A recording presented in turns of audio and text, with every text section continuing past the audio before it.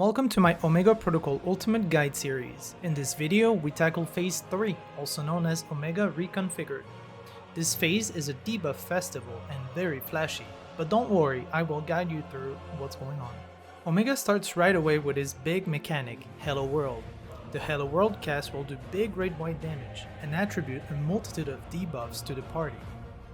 This mechanic looks overwhelming at first, but is simply a very long dance, and as long as you identify what your role is at a set point during the dance, you will be able to successfully complete it. I will now start explaining all buffs and debuffs happening during the entirety of Hello World.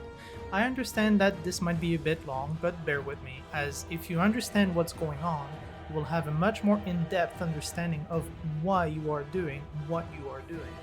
If you simply want the solution and my tips, skip to the timestamp indicated on the screen. Among the debuffs, two players will be affected by what players call blue rot and red rot. These debuffs allow you to soak towers of the same color that appear throughout Hello World. There will be 4 sets of 4 towers throughout the entire mechanic. If a player with rot walks on top of a player that doesn't have rot, or rot immunity, more on that later, rot will spread to them. When the rot debuff expires, players explode in a small AoE. After a rot player soaks a tower, they will gain a debuff for 10 seconds. That debuff is a ticking bomb and will be cancelled out if rot expires before this debuff expires. Worth mentioning, once a player's rot expires, they can never gain that rot again, as they will be gaining a buff granting them immunity towards that color rot. So we established that there are 2 red rot players and 2 blue rot players. Let's talk about what other debuffs they can have on top of their rots. Either the blue rot or the red rot players will be affected by critical overflow, also known as defamation.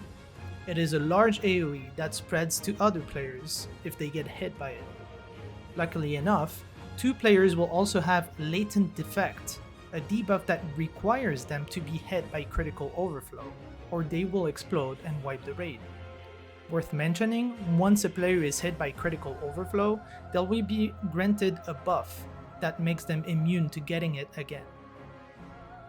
The other colored rot players that did not get critical overflow will instead get critical synchronization, also known as shared sentence. It is a small AoE that needs to be soaked with another player. All players also have latent synchronization, although with different timers, requiring them to take damage from shared sentence before the timer expires, which will activate their own shared sentence or the group wipes. Worth mentioning, once a player has resolved their own critical synchronization, they are granted immunity to it. While we are juggling with all of the previously mentioned debuffs, every player will be partnered to another for local green or remote blue tethers. These tethers will initially start as smell versions.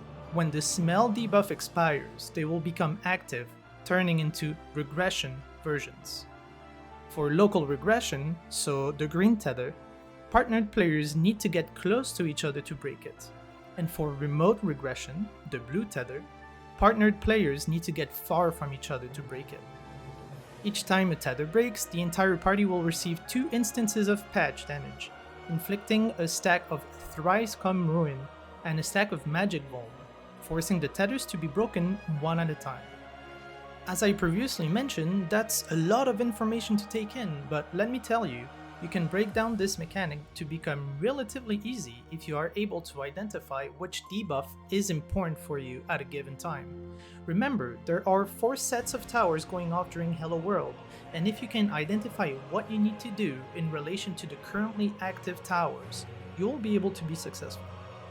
When the debuffs get assigned, there are only 4 potential sets. You will either be a rot player assigned with defamation, a rot player assigned with shared sentence, a non-rot player with a shorter timer local smell, and a non-rot player with a shorter timer remote smell.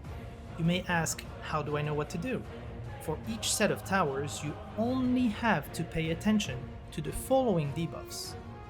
If you have a red or a blue rot, look if you also have a shared sentence. If so, you will soak the tower of your assigned color while standing towards the middle of the two towers of that color. If you have a red or a blue rod, but instead you have a deformation with it, you will soak the tower of your assigned color while standing towards the back of your tower. If you do not have a rod of any kind, look at the timer on your smell debuffs. If the green tether, or local smell, is your short timer, you will be going next to the deformation towers but not in between them, or you will die.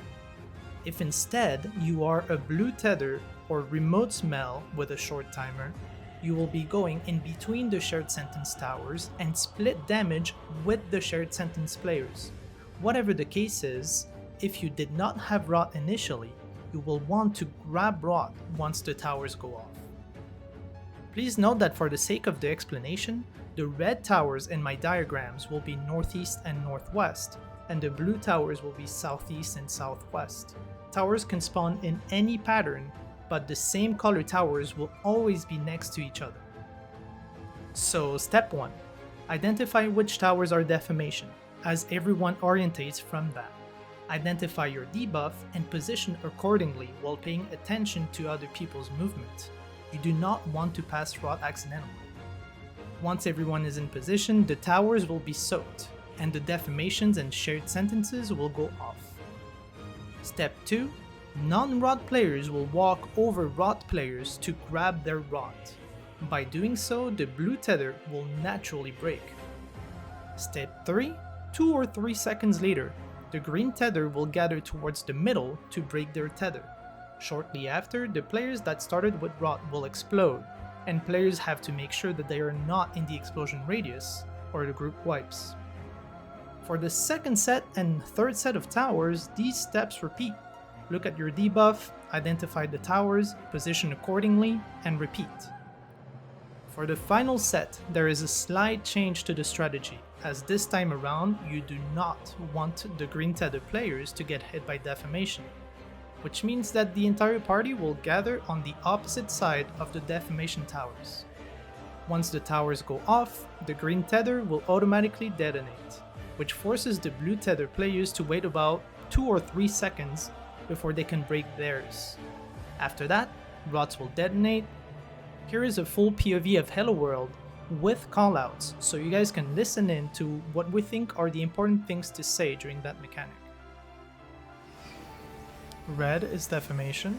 Red is deformation.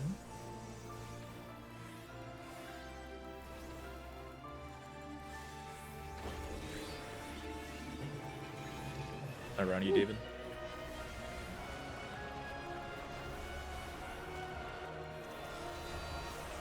Grab rot.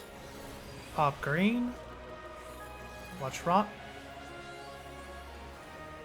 Red is deformation.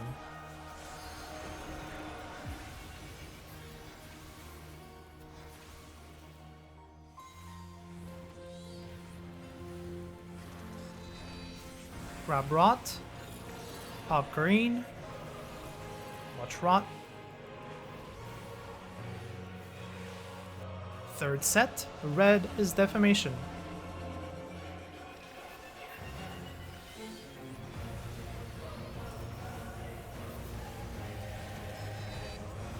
Grab rot. Pop green. Watch rot.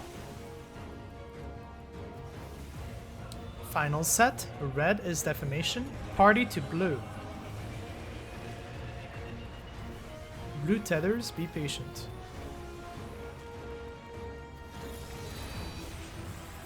Blue tethers go, and watch rot. The boss will next cast Critical Error.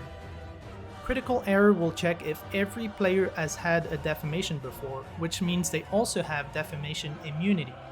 If one of the players did not ever have a deformation during Hello World, he will get one after Critical Error, which will make the next mechanic unsolvable.